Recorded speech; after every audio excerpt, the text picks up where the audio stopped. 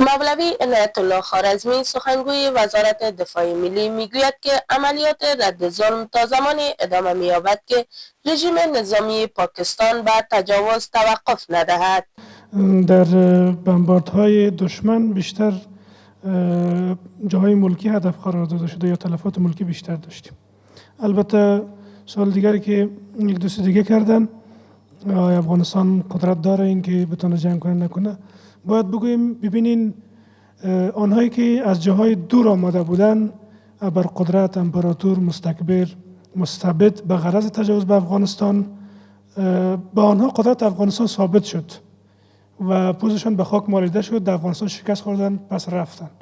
و یکی نزدیک هست او خیلی خوب میدونه قدرت افغانستان ده. اونا از قدرت افغانستان خودشان خبر داره.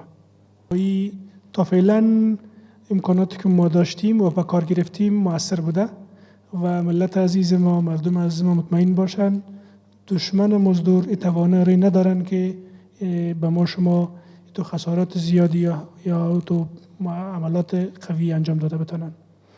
در رابطه با سوال دوم باید بگوییم که بگرام بله اونجا را هم دشمن هدف قرار داده بود ولی تلفات نداشته، خسارات آنچنانی نداشته.